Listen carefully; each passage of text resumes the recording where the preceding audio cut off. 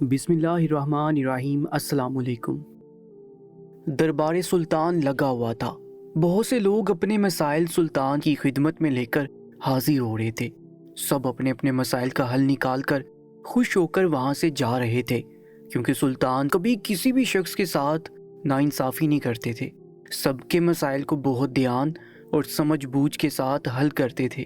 ابھی وہ انہی ساری چیزوں میں الجھے ہوئے تھے کہ اچانک ایک عورت اور ایک مرد دربار میں حاضر ہوئے، اور وہ جس انداز میں دربار کے اندر داخل ہوئے تھے، پورے دربار کی توجہ اپنی جانب مبذول کروا چکے تھے۔ وہ دونوں بہت تیز آواز کے ساتھ رو رہے تھے۔ سلطان صلاح الدین ایوبی رحمۃ اللہ علیہ اپنے وزیر سے کسی بات سے مخاطب تھے۔ وہ بھی ہڑبڑا کر ان دونوں میاں بیوی کی جانب متوجہ ہوئے، کیونکہ جس انداز میں وہ دونوں میاں بیوی رو رہے تھے، ان کی آواز پورے دربار میں گونج رہی تھی۔ وہ دونوں میاں بیوی روتے روتے سلطان صلاح الدین ایوبی رحمۃ اللہ علیہ کی نشست کے بالکل سامنے آ گئے۔ سلطان معظم، ہمیں انصاف چاہیے، ان کی آوازیں گلو گیر ہو رہی تھی۔ وہ عورت زاروں کی طرح روتے ہوئے کہنے لگی، سلطان معظم، ہمارے ساتھ بہت بڑا ظلم ہو گیا۔ ہم نے خواب میں بھی نہیں سوچا تھا ہمارے ساتھ اتنا بڑا حادثہ پیش آ جائے گا۔ جبکہ سلطان صلاح الدین ایوبی رحمۃ اللہ علیہ اس عورت کے الفاظوں سے ٹھٹک چکے تھے۔ وہ کہنے لگے، سب خیر تو ہے؟ کیا مسئلہ پیش آ گیا ہے؟ ہمیں تفصیل کے ساتھ بتاؤ، اور اس طریقے سے بول کر دربار اور ہمارا وقت ضائع نہ کرو، کیونکہ تم لوگوں کے رونے سے مسئلہ حل نہیں ہوگا، مسئلہ بتانے سے حل ہوگا۔ سلطان کی بات سن کر اس آدمی نے اپنی عورت کو چپ کروایا۔ کہنے لگا، سلطان معظم، میں اور میری بیوی بہت پریشان ہیں۔ اللہ تعالیٰ نے کافی سالوں بعد ہمیں ایک اولاد سے نوازا تھا، اور اس اولاد کے روپ میں ہمیں رحمت دی تھی۔ ہم اس کی شادی ہرگز نہیں کرنا چاہتے تھے، کیونکہ ہم اپنی بیٹی کو ہمیشہ اپنے سینے سے لگانا چاہتے تھے، لیکن کہتے ہیں نا کہ یہ تو دنیا کا دستور ہے، بیٹی پڑایا دن ہوتی ہے۔ میری بیٹی جیسی جوان ہوئی، اس کے رشتے آنا شروع ہو گئے۔ مجھے اور میری بیوی کو اس کے لیے کوئی بھی رشتہ مناسب نہیں لگ رہا تھا۔ ایک روز ہمارے یہاں ایک انجان کا رشتہ آیا۔ وہ دکھنے میں لڑکا بے حد حسین تھا، اس کا کاروبار سب کچھ بہترین تھا، اس لیے ہم زیادہ جانچ پڑتال کی جھنجٹ میں نہیں پڑے اور اپنی بیٹی کا ہاتھ اس آدمی کے ہاتھ میں دے دیا، اور یہی ہماری سب سے بڑی غلطی تھی۔ اس آدمی کی پہلے بھی کئی شادیاں ہو چکی تھیں، اور یہ بات ہمیں ہماری بیٹی کی شادی کے بعد معلوم ہوئی۔ شادی کی پہلی رات ہماری بیٹی ان کے گھر سے غائب ہو گئی۔ ہم صبح سویرے جب اپنی بیٹی سے ملاقات کے لیے اس کے گھر گئے تو وہ لوگ ہمارے ساتھ بدتمیزی سے پیش آنے لگے اور ہمیں وہاں سے بھگا دیا۔ سلطان معظم، ہمارے پاس اور کوئی اولاد موجود نہیں ہے، ہماری بس ایک ہی بیٹی تھی، ہمیں انصاف چاہیے۔ ان درندہ نما لوگوں نے ہماری بیٹی کو نہ جانے کہاں غائب کر دیا۔ ان کے محلے والے بتاتے ہیں کہ اس لڑکے کی پہلے بھی کئی شادیاں ہو گئی ہیں۔ وہ لڑکا سہاگ رات منانے کے بعد اپنی بیویوں کو نہ جانے کہاں غائب کر دیتا ہے کہ آج تک کسی کو بھی کسی کی بیٹی واپس نہیں ملی۔ لیکن سلطان معظم، وہ ماں باپ تو خاموش ہو گئے، لیکن ہم نہیں کریں گے، ہمیں انصاف چاہیے، ہماری بیٹی واپس چاہیے۔ سلطان صلاح الدین ایوبی رحمۃ اللہ علیہ اس آدمی کی ساری روداد بہت تحمل سے سنی۔ کہنے لگے، اے بوڑھے شخص، تو پریشان نہ ہو، ہم فوراً ہی اس لڑکے کے بارے میں دریافت کرتے ہیں اور معلوم کرتے ہیں کہ یہ لڑکا کون ہے، یہ اپنی بیویوں کو کہاں غائب کر رہا ہے۔ تم بے فکر ہو کر اپنے گھر لوٹ جاؤ، ہم ہر ممکن کوشش کریں گے، تمہیں ہر حال میں انصاف دلائیں گے۔ وہ دونوں میاں بیوی یہ بات سن کر خوش ہو گئے اور سلطان کے نام کے نعرے لگا کر دربار سے چلے گئے، جبکہ سلطان صلاح الدین ایوبی رحمۃ اللہ علیہ گہری سوچ میں ڈوب چکے تھے۔ انہیں سمجھ نہیں آ رہا تھا کہ کوئی دولہا ایسا کیوں کرتا ہوگا۔ اگر اس مرد کی پہلے بھی کئی شادیاں ہو چکی ہیں تو وہ بار بار ایک ہی عمل کیوں دہرائے گا۔ انہیں یہ بات بالکل بھی سمجھ نہیں آ رہی تھی۔ انہوں نے اپنی رعایا کے آنے والے لوگوں کو آج واپس لوٹا دیا تھا اور کل آنے کے لیے وقت دے دیا تھا۔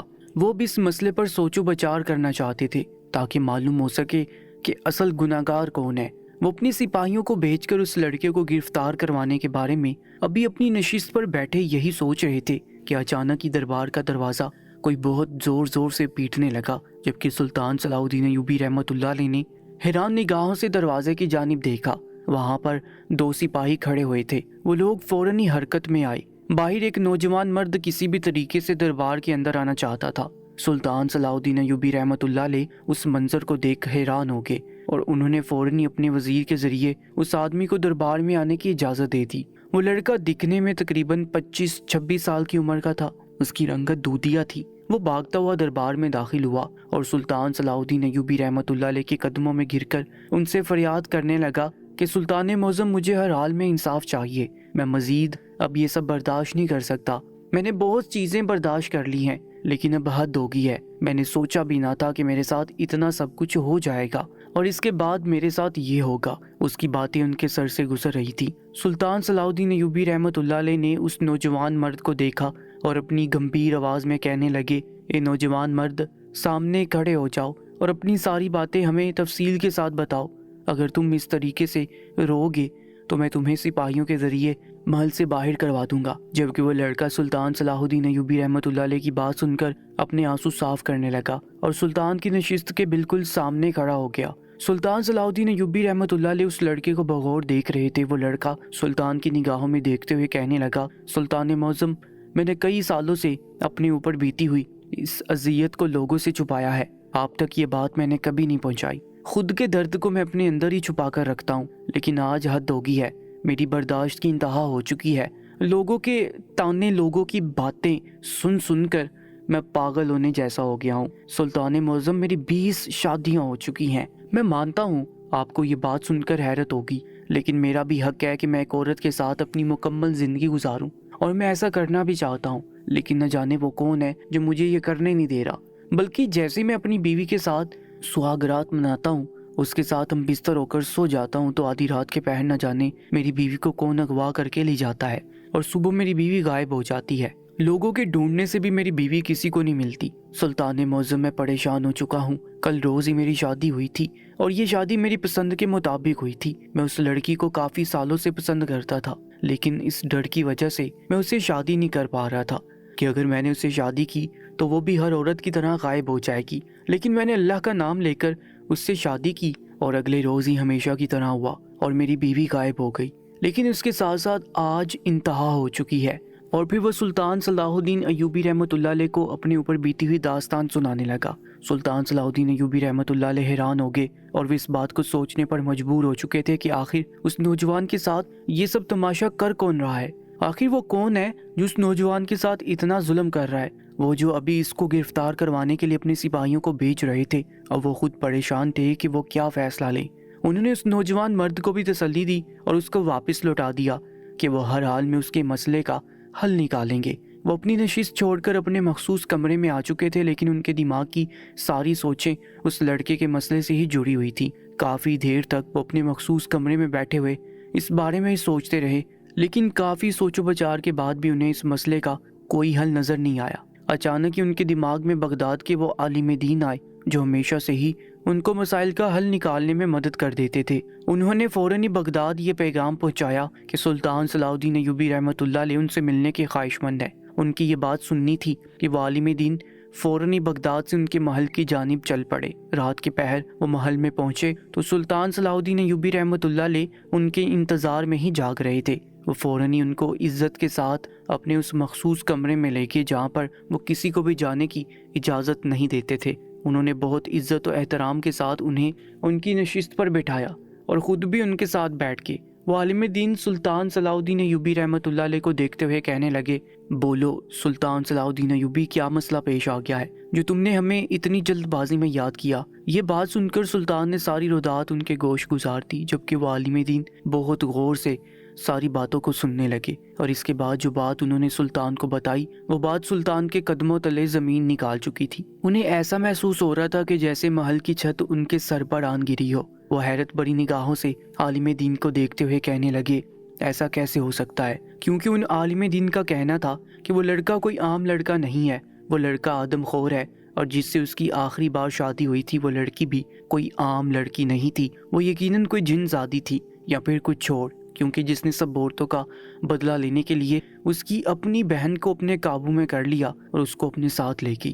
جبکہ یہ باتیں سن کر سلطان صلاح الدین ایوبی رحمۃ اللہ علیہ حیران رہ گئے، کہنے لگے، لیکن آپ یہ بات اتنی دعوے سے کیسے کہہ سکتے ہیں؟ وہ کہنے لگے، جتنا ہم ان چیزوں کے بارے میں جانتے ہیں حقیقت اسی پر مبنی۔ اگر تمہیں یقین نہیں ہے تو تم اپنی کسی کنیز کا نکاح اس لڑکے سے کروا دو، اور اس کے بعد ساری سچائی تمہارے سامنے کھل کر آ جائے گی۔ کافی دیر تک سلطان صلاح الدین ایوبی اس مسئلے کے بارے میں ان سے باتیں کرتے رہے، اور اس کے بعد انہوں نے اپنے سپاہیوں کے ہمراہ ان کو بغداد حفاظت کے ساتھ پہنچا دیا۔ اگلے روز انہوں نے اس لڑکے کو دربار میں طلب کیا، وہ فوراً ہی ان کے بلاوے پر دربار میں حاضر ہو گیا، اور اس کے بعد انہوں نے अपनी एक कनीज़ के साथ उसका निकाह कराने की पेशकश रखी।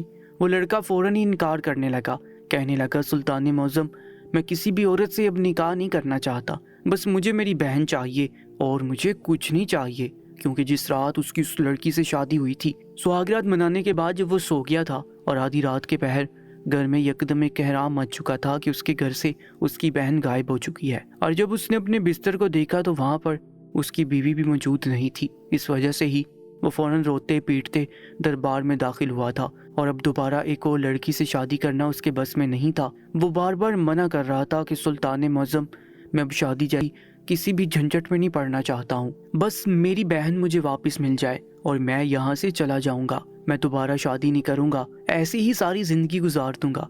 लेकिन सुल्तान सलाउद्दीन अय्यूबी रहमतुल्लाह अलैह बज़िद थे कि वो उसकी शादी हर हाल में आज ही कनीज़ से करवा कर दम लेंगे, क्योंकि जो बात आलिम दीन ने उन्हें बताई थी इसका हल उन्हें हर हाल में निकालना ही था।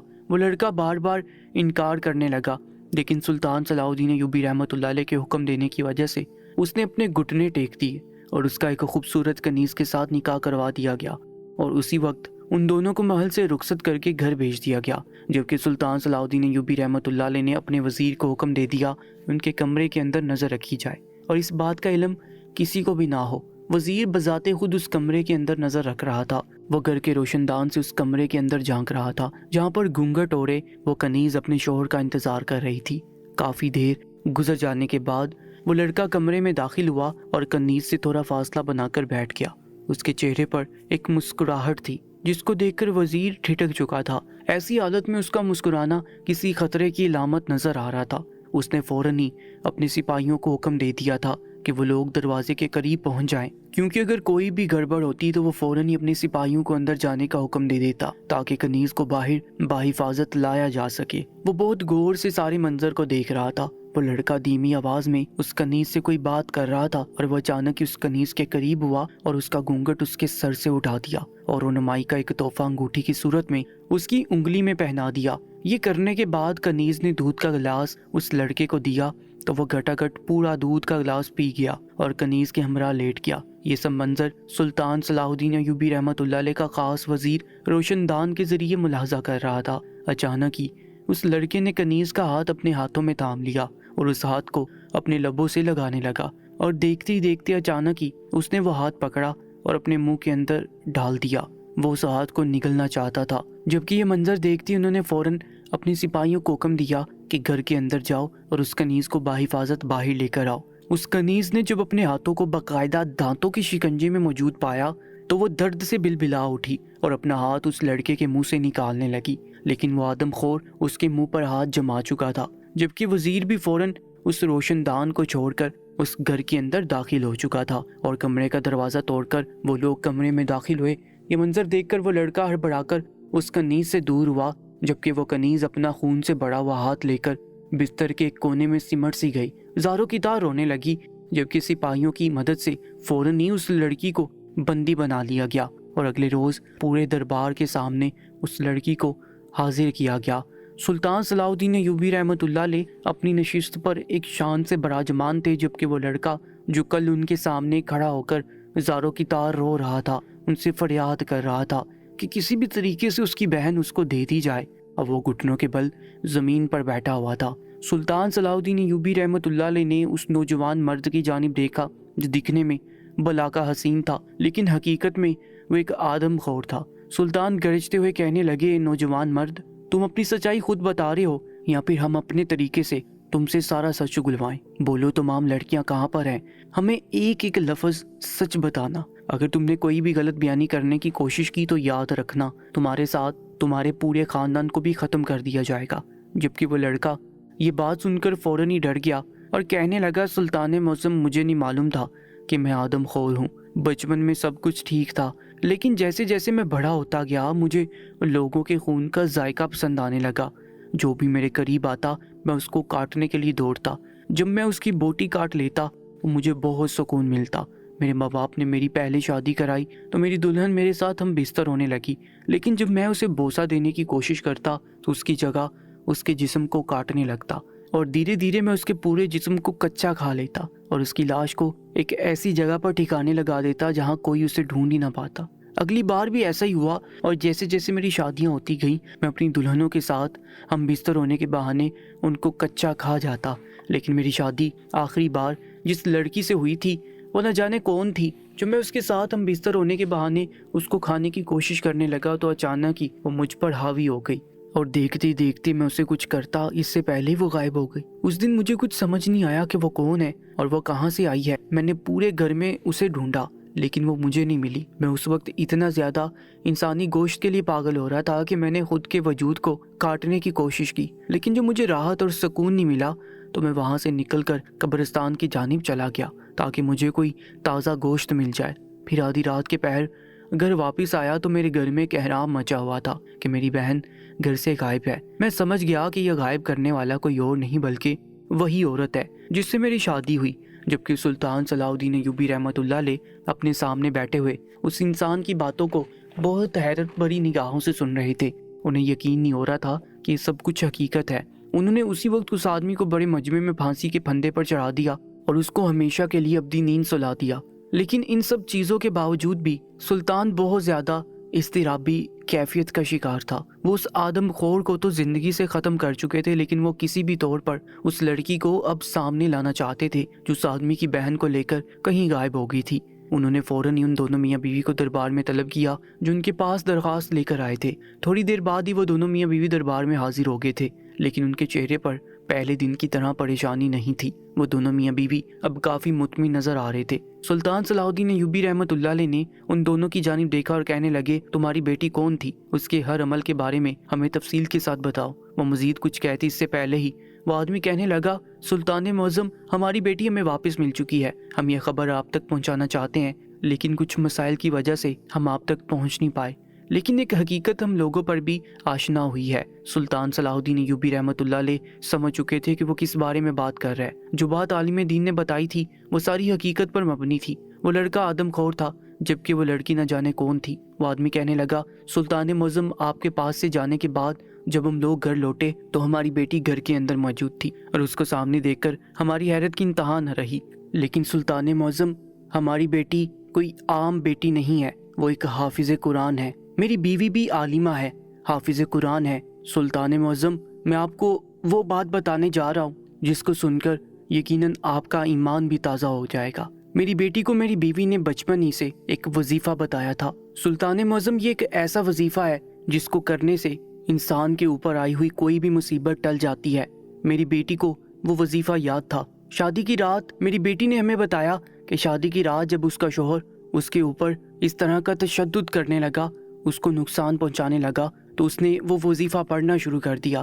سلطان معظم، اس وظیفے کی برکت سے اس ظالم بدبخت انسان کو میری بیٹی نظر آنا بند ہوگی۔ وہ سمجھا کہ میری بیٹی وہاں سے غائب ہو گئی ہے، لیکن اس وظیفے کی برکت سے میری بیٹی کی جان بچ گئی۔ میری بیٹی جیسے ہی وہاں سے نکلی تو وہ اپنے ساتھ اس کی بہن کو بھی لے آئی، اور سلطان معظم، اس کی بہن خود اپنی مرضی سے ہماری بیٹی کے ساتھ آئی ہے۔ وہ ایسے لوگوں میں نہیں رہنا چاہتی جہاں اتنا بڑا گناہ ہو رہا ہو۔ سلطان صلاح الدین ایوبی رحمۃ اللہ نے یہ سنا تو وہ کہنے لگے کہ اب اس آدم خور کو اپنے کیے کی سزا مل چکی ہے، اس کو ہم نے پھانسی کے پھندے پر چڑھا دیا ہے اور پوری رعایا کے سامنے اسے ختم کر دیا ہے۔ وہ دونوں میاں بیوی یہ بات سن کر لوٹ گئے اور سلطان صلاح الدین ایوبی رحمۃ اللہ علیہ نے سکون کا سانس خارج کیا اور دربار برخاست کر دیا۔ سلطان صلاح الدین ایوبی رحمۃ اللہ علیہ کا دربار لگا ہوا تھا۔ وہ اپنی سلطنت کے لوگوں کے مسائل سن کر ان کے حل نکال رہے تھے کہ اچانک ایک عورت دربار میں روتی پیٹتی ہوئی داخل ہوئی۔ سلطان صلاح الدین ایوبی رحمۃ اللہ علیہ نے اس عورت کو حیرت بڑی نگاہوں سے دیکھا، لیکن وہ خاموش رہے۔ وہ عورت سلطان صلاح الدین ایوبی رحمۃ اللہ علیہ کے سامنے کھڑی ہو کر زاروں کی طرح رونے لگی، لیکن ایک لفظ نہیں کہا۔ سلطان کو حیرت ہوئی کہ یہ عورت کون ہے جو بنا کچھ بولے بس روئے جا رہی ہے۔ انہوں نے اپنی گمبھیر آواز میں اس عورت کو مخاطب کیا اور کہنے لگے، عورت، تمہارے ساتھ کیا مسئلہ درپیش آیا ہے؟ ہمیں بتاؤ، ہم اس کا حل نکالنے کی ہر ممکن کوشش کریں گے۔ اس طریقے سے رو کر نہ تم اپنا وقت ضائع کرو نہ ہمارا وقت ضائع کرو۔ اس عورت نے آنسو بھری نگاہوں سے سلطان صلاح الدین ایوبی رحمۃ اللہ علیہ کو دیکھا۔ وہ عورت اس وقت کالے برقعے میں موجود تھی اور چہرے پر نقاب بھی موجود تھا، جس سے صرف اس کی جھیل جیسی آنکھیں ہی چھلک رہی تھی۔ اس کی آنکھوں سے یہ بات معلوم ہو رہی تھی کہ وہ عورت دکھنے میں بے حد حسین ہے۔ وہ عورت سلطان کو دیکھتے ہوئے کہنے لگی، سلطان معظم، میرے ساتھ بہت بڑا دھوکہ ہوا ہے۔ میں نے خواب میں بھی نہیں سوچا تھا کہ ہمارے ساتھ اتنا بڑا فراڈ ہو جائے گا۔ جبکہ سلطان الجھی ہوئی نگاہوں سے اس عورت کو دیکھنے لگے تھے۔ وہ کہنے لگی، سلطان معظم، آپ کی رعایا کے لوگ بہت ظالم ہیں، ان لوگوں میں ذرا برابر بھی کسی کا خیال نہیں ہے، یہاں پر صرف سب لوگ ہی نفس کے مارے بیٹھے ہوئے ہیں۔ پورا دربار ہی اس عورت کو الجھی ہوئی نگاہوں سے دیکھ رہا تھا۔ وہ عورت مزید کہنے لگی، سلطان معظم، میری شادی کچھ سال پہلے ایک سنار سے ہوئی تھی۔ میرا شوہر ایک نیک مرد ہے، وہ ہر لحاظ سے بہت اچھا انسان ہے، اس نے ہمیشہ ہی محنت کی کھائی ہے، لیکن کچھ لوگوں کو ہماری محنت کی کمائی راس نہیں آئی۔ میرا شوہر شروع سے ہی بینائی کی کمزوری کی وجہ سے پریشان رہتا تھا، لوگ اس کی اس بیماری کا بہت فائدہ اٹھاتے۔ پہلے تو میرے شوہر کو تھوڑا بہت نظر آ جایا کرتا تھا، لیکن وقت گزرنے کے ساتھ ساتھ ان کی مکمل بینائی چلی گئی، جس کا لوگوں نے بھرپور فائدہ اٹھایا۔ ہمارے گھر کے برابر میں ہمارا ایک ہمسایہ مرد رہتا تھا، وہ شخصیت کے لحاظ سے ایک زانی ہے، وہ بالکل بھی اچھا انسان نہیں ہے، دوسروں کی عورتوں پر گندی نگاہ رکھتا ہے، ان کو بے وجہ تنگ کرتا ہے، کوٹھوں پر جا کر اپنی راتیں رنگین کرتا ہے، شراب نوشی کرتا ہے، ہر غلط کام وہ انسان اپنی زندگی میں کر چکا ہے، اور اب وہ میرے ساتھ بھی غلط کاری کی خواہش کر رہا ہے۔ اس کو جب یہ بات معلوم ہوئی کہ میں دیکھنے میں حسین ہوں اور میرا شوہر بینائی سے محروم ہے، تو اس نے میرے شوہر سے وابستگیاں بڑھا کر اس سے دوستی کر لی۔ میرا شوہر دل کا بہت اچھا انسان ہے، اس کے ساتھ جو شخص خوش اخلاقی سے بات کر لیتا ہے اس کا بھلا کر دیتا ہے، یا پھر اس کی تعریف میں چند اشعار بول دیتا ہے تو میرا شوہر اس کا گرویدہ ہو جاتا ہے۔ اس انسان نے میرے شوہر کی اس کمزوری سے فائدہ اٹھا کر اس سے دوستی کر لی، اور ان دونوں کی دوستی اتنی بڑھ گئی کہ میرا شوہر اسے اپنا کوئی بھی راز پوشیدہ نہ رکھنے لگا، بلکہ اس کو اپنے گھر کے تمام راز سے بھی آگاہ کرتا رہا۔ میرے بہت سمجھانے کے باوجود بھی میرا شوہر اس مرد کی باتوں میں آ گیا تھا۔ ان کی جیسے جیسے بینائی جانے لگی تو ان کا دماغ بھی وہ شخص ساتھ ساتھ خراب کرتا جا رہا تھا، ان کے دماغ میں عجیب عجیب باتیں بڑھ رہا تھا، اور اس بدبخت آدمی نے میرے شوہر کو میرے خلاف کر دیا۔ میرے شوہر جو پہلے مجھ پر انحصار کرتے تھے، اپنے بارے میں ساری باتیں مجھے بتاتے تھے، اپنا مال، اپنا راز مجھ تک محدود رکھتے تھے، اب وہ یہ سب کچھ اس آدمی کے ساتھ کرنے لگے۔ اس آدمی نے میرے شوہر کے دماغ میں یہ خناس بھر دیا کہ تم اپنا سارا مال میرے پاس رکھ دو تاکہ میں تمہارے مال کی حفاظت کر سکوں۔ تمہاری بیوی جوان خوبصورت ہے، کسی بھی وقت اس کا دل اور دماغ پھر سکتا ہے، اور تم سے بہتر شخص ملتے ہی ہو سکتا ہے اس کا دل اور دماغ تم سے بدزن ہو جائے اور پھر تمہارا مال لے کر بھاگ جائے۔ جبکہ سلطان معظم، میں اپنے شوہر کے ساتھ ہمیشہ ہی وفادار رہی ہوں۔ میرے شوہر کو اس آدمی کی یہ بات سمجھ آ گئی، اور انہوں نے یہی سوچتے ہوئے اپنا سارا مال اس آدمی کے پاس رکھوا دیا کہ کسی بھی وقت ان کی بینائی جا سکتی ہے، اور اگر ایسے میں کسی بھی شخص نے ان سے ان کا مال لوٹا یا پھر ان کا مال لوٹ کے لے گئے تو اس سے بہتر ہے کہ وہ یہ مال اس آدمی کے پاس رکھوا دے۔ میں نے اپنے شوہر کو اس بارے میں بہت منع کیا تھا، لیکن اس کے باوجود بھی انہوں نے میری ایک نہ سنی، اور اس بدبخت انسان پر بھروسہ کر کے اپنا سارا مال اس آدمی کے پاس رکھوا دیا، اور یہیں سے ہماری بربادی شروع ہو گئی۔ دھیرے دھیرے میرے شوہر کی بینائی جاتی چلی گئی، اور اب وہ مکمل اندھے ہو چکے ہیں، انہیں اب کچھ بھی نظر نہیں آتا۔ جتنی بھی جمع پونجی ہم لوگوں کے پاس تھی وہ ہم استعمال کرتے رہے، اور جس وقت ہماری جمع پونجی ختم ہوئی تو میرے شوہر نے مجھے اس بدبخت آدمی کے گھر پر بھیجا اور کہا کہ اس آدمی کے پاس سے میرے 5000 دینار لے آؤ۔ میں حیران ہو گئی کہ میرے شوہر نے اتنا زیادہ مال اس کے پاس رکھا ہوا ہے۔ میں نے اپنے شوہر کو بہت سازش کی کہ اس کو اتنا مال اس آدمی کے پاس نہیں رکھنا چاہیے تھا، لیکن میرا شوہر مجھے ہی ڈانٹتے ہوئے کہنے لگا کہ تم خاموش ہو جاؤ اور جا کر اس آدمی کے پاس سے وہ دینار لے آؤ۔ میں نے ساری چیزوں کو پس پش ڈالا اور فوراً ہی اپنا برقع پہن کر اس آدمی کے گھر پہنچ گئی۔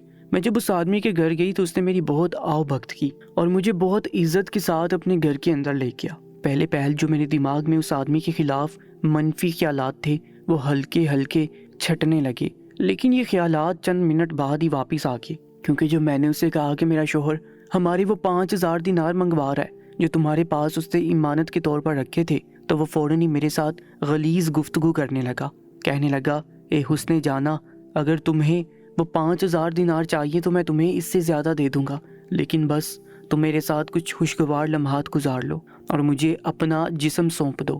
یہ بات سن کر سلطان معظم میرے قدموں تلے زمین نکل گئی۔ جو شخص خود کو میرے شوہر کا سچا اور وفادار دوست کہتا تھا اور میرا شوہر اس کے خلاف ایک لفظ نہیں سنتا تھا، وہ آدمی مجھ پر ہی گندی نگاہ رکھ کر بیٹھا ہوا تھا۔ میں نے جب اس کی یہ بات سنی تو میں فوراً ہی اپنی جگہ سے اٹھ گئی اور اس کو درستگی سے کہنے لگی، تمہیں شرم آنی چاہیے، میں تمہارے سب سے بہترین دوست کی بیوی ہوں، اور اس وقت تمہارا وہ دوست مصیبت میں ہے، تو تم اس کی مصیبت کا فائدہ اٹھا کر اس کی بیوی پر गंदी निगाह रख रहे हो। मैं घर जाकर ये सारी बातें अपने शोहर को बताऊंगी, और अगर अपनी खैर चाहते हो तो फौरन ही खामोशी से हमारी इमानत हमारे हाथ में थमा दो। ये ना हो कि मैं तुम्हारा कत्ल कर दूं। लेकिन इसके बावजूद भी वो इंसान अपनी हरकत से बाज ना आया और मजीद गलीज गुफ्तगू करते हुए कहने लगा, ऐसा महसूस होता है कि तुम्हारे लबों से फूल झड़ रहे हैं। बस मुझे एक दफ़ा मौका दे दो, तुम्हारी ज़िंदगी तब्दील कर दूंगा। तुम्हारा शोहर तो वैसे ही अब ज़ईफ़ हो चुका है, उसकी बिनाई भी जा चुकी है। तुम इतनी हसीन नौजवान औरत हो, तुम्हें किसी खूबसूरत मर्द के साथ होना चाहिए, ऐसे बीमार इंसान के साथ नहीं। सुल्तान मुअज़्ज़म, मैंने एक बार फिर उससे कहा कि मुझसे इस तरीके की गुफ्तगू ना करो। तुम जैसा नाहंजार शख्स मैंने अपनी पूरी ज़िंदगी में नहीं देखा।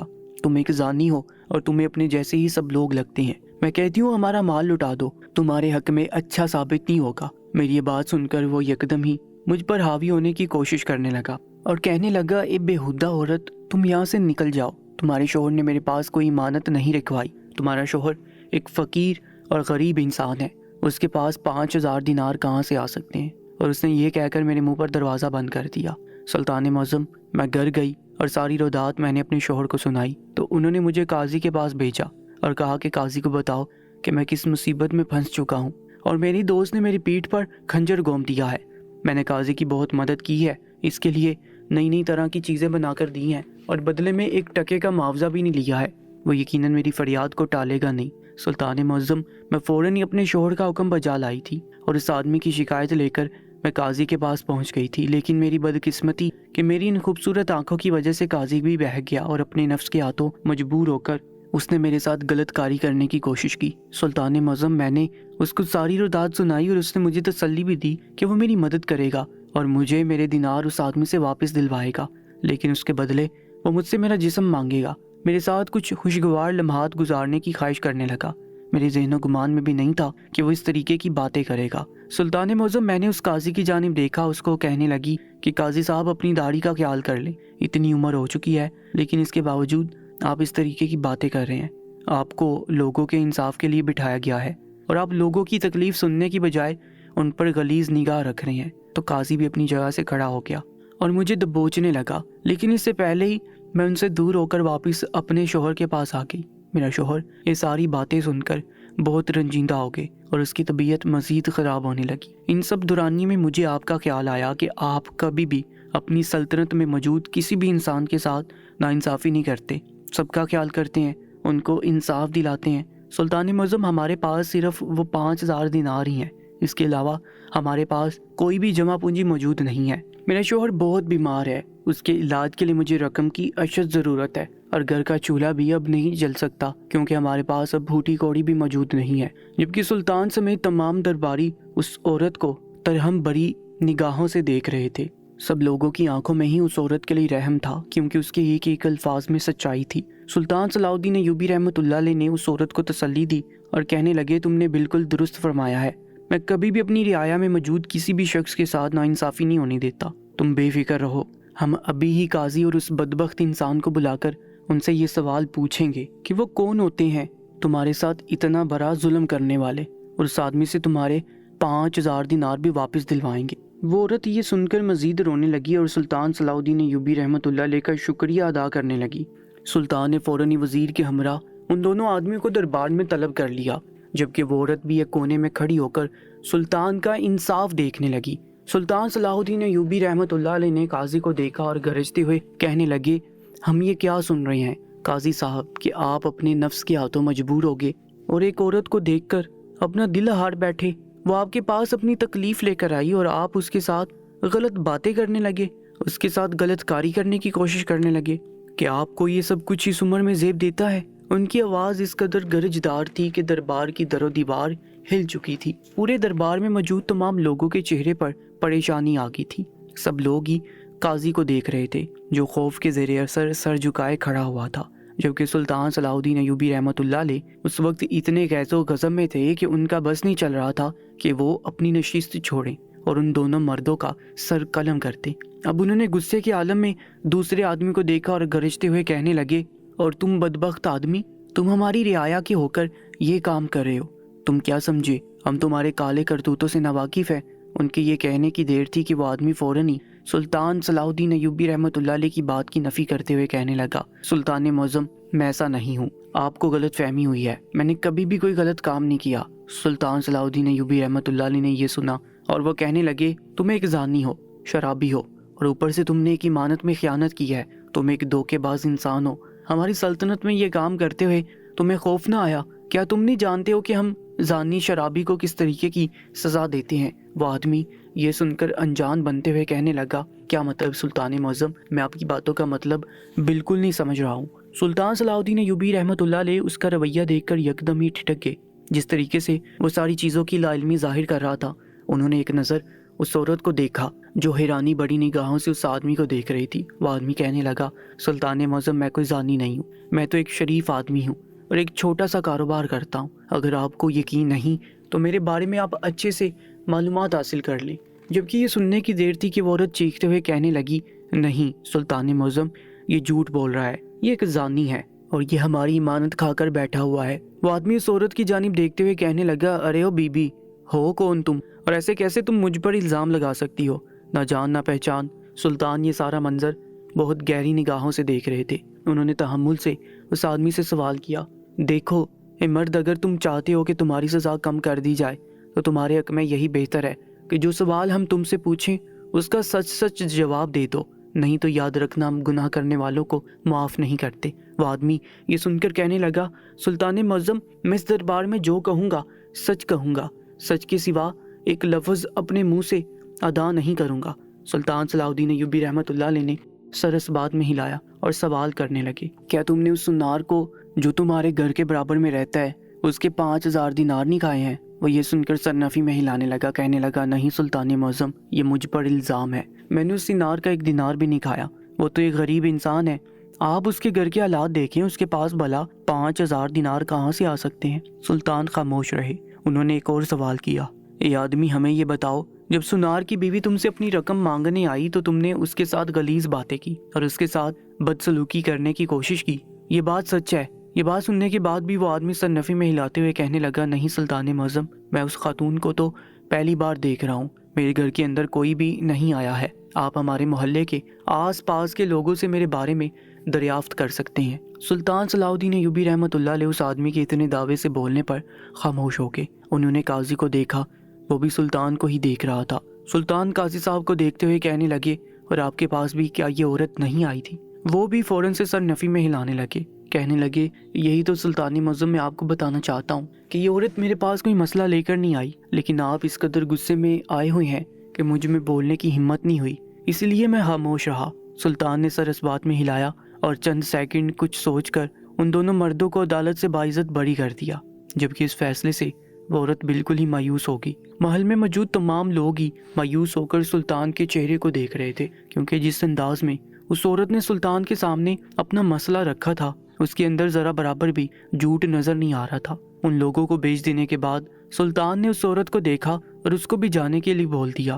وہ عورت سلطان کے آگے بہت روئی، گر گرائی، لیکن انہوں نے اس عورت کی ایک فریاد نہیں سنی اور اس کو دربار سے نکال دیا گیا۔ سب لوگ اس عورت کو ترہم بری نگاہوں سے دیکھ رہے تھے، لیکن سلطان صلاح الدین ایوبی رحمۃ اللہ علیہ اس عورت کو بہت گہری نگاہوں سے دیکھ رہے تھے۔ اس کے جانے کے بعد انہوں نے اپنے وزیر کو قریب بلایا اور اس کو حکم دیا کہ اس عورت کے گھر جاؤ اور خاموشی سے اس تک یہ پیغام پہنچا دو کہ ہم نے اس کو رات میں محل میں یاد فرمایا ہے۔ وزیر نے یہ بات سنی تو وہ سلطان کو حیرت سے دیکھنے لگے کہ وہ یہ کیا بول رہے ہیں، ان کی بات کا مقصد کیا ہے، لیکن ان کی آنکھوں میں خاموش پیغام پڑھ کر وہ پیچھے ہٹ گئے اور رات ہونے تک کا انتظار کرنے لگے۔ وہ عورت جب دربار سے باہر نکلی تو سیدھا اپنے گھر آ گئی، زاروں کی دار رونے لگی، اس کی فریاد کسی نے نہیں سنی۔ وہ بہت مایوس ہو گئی اور اللہ کے سامنے رو رو کر دعائیں مانگنے لگی کہ اس کو انصاف مل جائے، اس کی رقم اس کو واپس مل جائے اور ان بدبخت انسانوں کو جو اس کے ساتھ بدسلوکی کرنے کی کوشش کر رہے ہیں ان کو سزا مل جائے۔ رات ہوتے ہی سلطان کا وزیر اس عورت کے گھر کے سامنے بیس بدل کر کھڑا ہوا تھا۔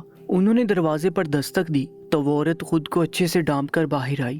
انہوں نے جب باہر ایک فقیر کو دروازے پر دیکھا تو وہ انہیں ٹالنا چاہتی تھی، لیکن وہ کچھ کہتی اس سے پہلے ہی وزیر فوراً کہنے لگا، میں کوئی فقیر نہیں ہوں، میں سلطان صلاح الدین ایوبی کا خاص وزیر ہوں۔ انہوں نے مجھے آپ تک یہ پیغام پہنچانے کے لیے کہا ہے کہ رات ہوتے ہی آپ خاموشی سے محل آ جانا، آپ کا مسئلہ وہاں حل ہو جائے گا۔ وہ عورت یہ بات سن کر کہنے لگی، خیر تو ہے، وہ مجھے رات کو طلب کیوں کر رہے ہیں؟ وزیر کہنے لگا، मुझे ज़्यादा इन बातों का इल्म तो नहीं है, बस सुल्तान सलाहुद्दीन अय्यूबी ने आपको दरबार से भेज देने के बाद मुझे ये पैगाम आप तक पहुंचाने के लिए कहा था। वो औरत सरस बात में हिलाकर अंदर चली गई। रात होते ही जब सब घरों के दरवाजे बंद हो गए तो वो औरत खुद के गिर्द काली चादर लपेटकर महल की तरफ गामजन हो गई। वहां पहुंचकर उसने इतला दी कि वो आ चुकी है। इतला मिलते ही फौरन ही उसे अंदर बुला लिया गया। सुल्तान सलाहुद्दीन अय्यूबी अपने मखसूस कमरे में बैठे हुए थे। वो औरत उनके सामने अदब से हाथ बांधकर खड़ी होगी। सुल्तान काफी देर तक उस औरत को यकटक देखते रहे, जबकि वो औरत अब उनकी निगाहों से घबरा रही थी। सुल्तान सलाहुद्दीन अय्यूबी ने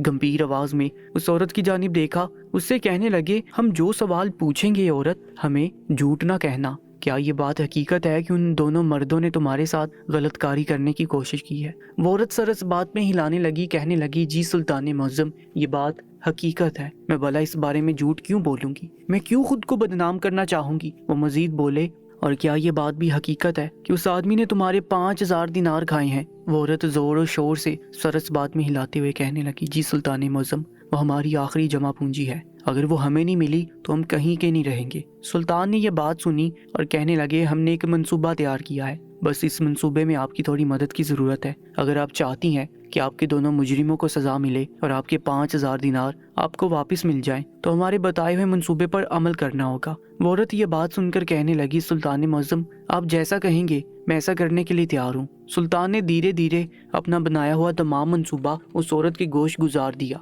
और वो औरत इन सब चीज़ों को सुनने के बाद थोड़ा घबराई, लेकिन सुल्तान का साथ मिलने की वजह से वो उस पर अमल करने के लिए तैयार हो गई। सुल्तान ने उसको मुतमिन करके वहां से भेज दिया था। घर पहुंचते ही उस औरत ने तमाम बातों से अपने शोहर को आगाह किया और इसके बाद इस मंसूबे को करने में जुट गई। सुबह होते ही वो एक गोश्त वाले की दुकान पर गई। वहां से उसने गोश्त लिया, कुछ सब्जियां लेकर घर आ गई। घर आने के बाद उसने एक बहुत अच्छी दावत का इंतजाम किया। बरामदे में कालीन बिछाए, वहां दस्तरखान सजाया और काजी के घर पहुंच गई। काजी ने जब उस औरत को वहां देखा तो हत्थे से उखड़ गया। कहने लगा, ये बदबख्त औरत यहाँ से दफा हो जाओ, नहीं तो सुल्तान तक तेरी खबर पहुंचा दूंगा कि तू एक बार फिर मेरी दहलीज पर आई है। जबकि वो औरत कदम ब कदम चलती हुई काजी के बराबर में बैठ गई और उनके हाथ थामते हुए कहने लगी, काजी साहब मुझे माफ कर। मैंने घर आने के बाद इस बारे में बहुत सोचा कि मुझे आपकी दी हुई दावत को कबूल कर लेना चाहिए। सुल्तान के पास जाने का कोई फायदा नहीं हुआ। उन्होंने मर्दों की बात सुनकर औरत को दबा दिया और मुझे वापस भेज दिया। मुझे अब अपने किए पर अफसोस हो रहा है। मैंने आपके लिए अपने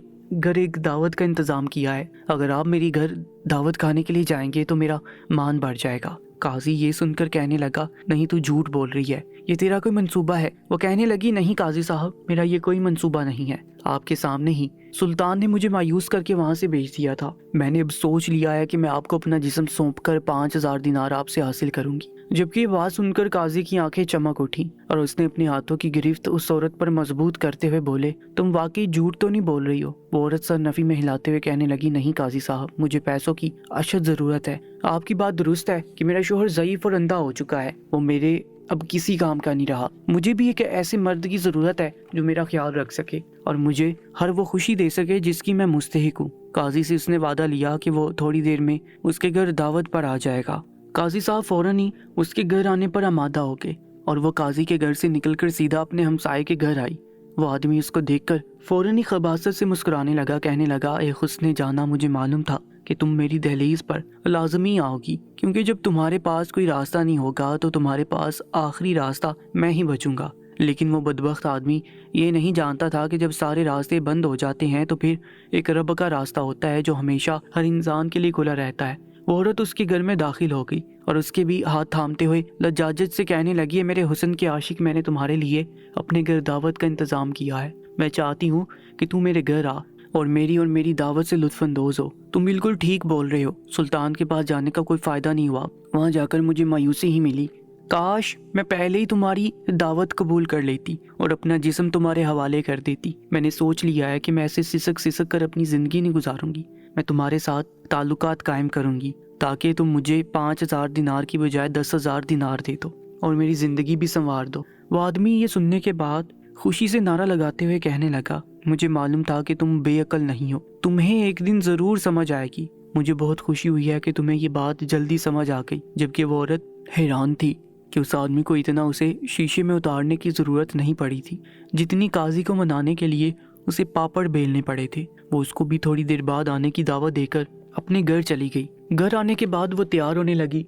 अभी वो तैयार होकर बैठी ही थी कि दरवाजे पर दस्तक हुई। वो औरत फौरन ही दरवाजे के पास पहुंच गई और धीरे से पूछने लगी, कौन है काजी? कहने लगा, मैं आया हूँ। उसने फौरन ही दरवाज़ा खोल दिया और उसको लेकर घर के अंदर आ गई और उसके साथ प्यार भरी बातें करने लगी। वो भी उसके साथ मसरूफ़ ही थी कि एक बार फिर दरवाजे पर दस्तक हुई। काजी कहने लगा कि इस वक्त कौन आया होगा? वो कहने लगी, हो सकता है मेरा भाई आया हो, मैं फ़ौरन उसको टाल कर आती हूँ। जब तक तुम अपने उस शाही लिबास को उतार कर आम सा लिबास पहन लें ताकि तुम्हें और मुझे सारी चीज़ों में आसानी हो। काजी फ़ौरन ही खुश हो गया और अपना शाही लिबास उतारने लगा। वो औरत बाहर आई और दरवाजे के पास पहुंचकर पूछा, कौन है? तो वो आदमी जो उनका हमसाया था वो कहने लगा, हुस्ने जाना, मैं आया हूँ, दरवाज़ा खोल दो। उस औरत ने गहरी सांस हवा के सुपुर्द की और दरवाज़ा खोलकर उसका भी हाथ थाम कर एक दूसरे कमरे के अंदर ले आई और वहाँ उसके साथ बैठकर बातें करने लगे।